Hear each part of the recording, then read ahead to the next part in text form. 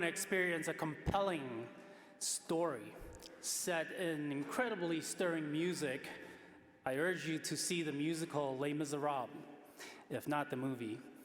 A few days ago, I had the tremendous privilege of seeing the show on stage downtown, amidst all the traffic, of course.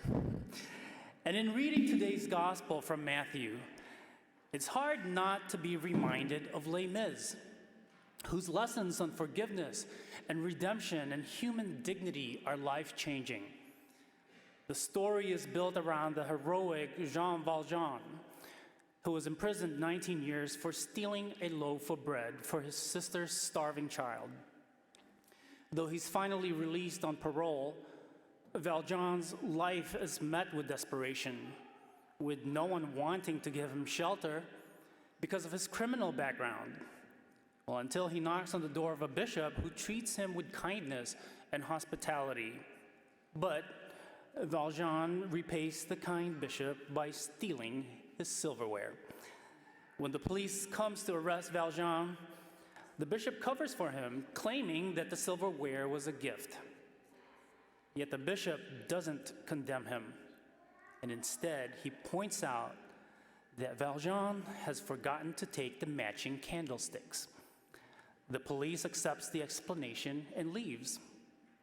"Today I have bought your soul for God," says the bishop, who goes on to tell Valjean to use money from the silver candlesticks to make an honest man of himself.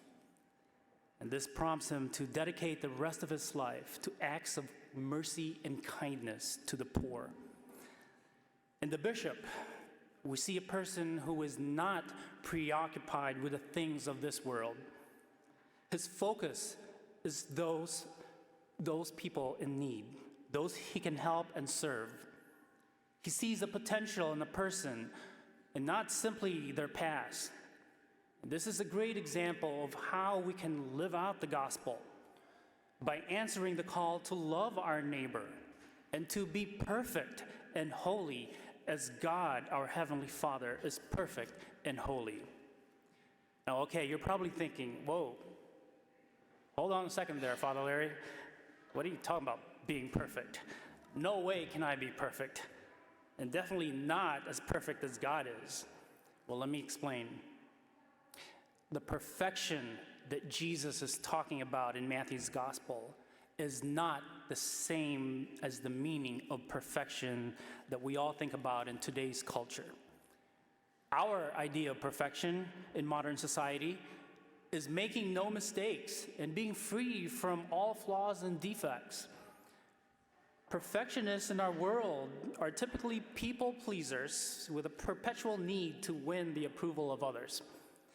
They excel in presenting a false self to the world. You see, that's not what Jesus is talking about. When referring to perfection, Jesus is talking about living within our true self, as Thomas Merton talked about.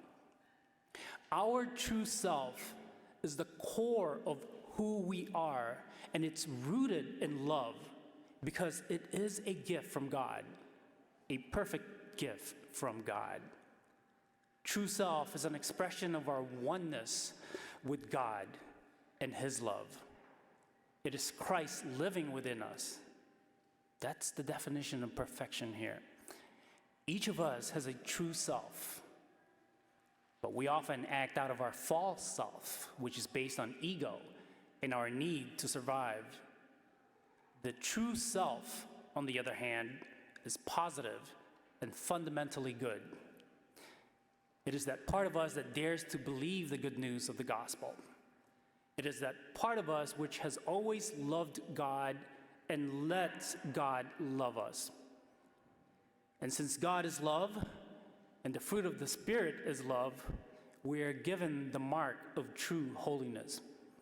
And true holiness is witnessed in our selfless act of service to those who suffer and are in need, or those who need that extra help through the obstacles of life. True holiness means having a true heart for all who find life burdensome and seeing the potential in others rather than their past. True holiness is having a heart transformed by God's will, motivating us to love one another, not just on days when things are going well, but always. What we see throughout the story of Les Miserables is the power of God's love to transform people, imperfect people. And that's the gospel message: love, mercy, forgiveness, and redemption. So if we want to see the face of God, all it takes is to genuinely love another person. Thank you for joining us for this celebration of the Mass. This virtual Mass is broadcast to hundreds of people every day of the week. You know, over 100 years ago, the very first celebrations of the Mass took place on the second floor of the Glenview Public House. It's been inconceivable that 100 years later, we would be reaching so many people all over the world through this technology. If you'd like to support the ongoing broadcasts of OLPH's Masses, please go to our website, go to Give Central, and you'd be able to support the ongoing outreach of this virtual ministry. Thank you for your support. Most of all, thank you for joining us in prayer. God bless you.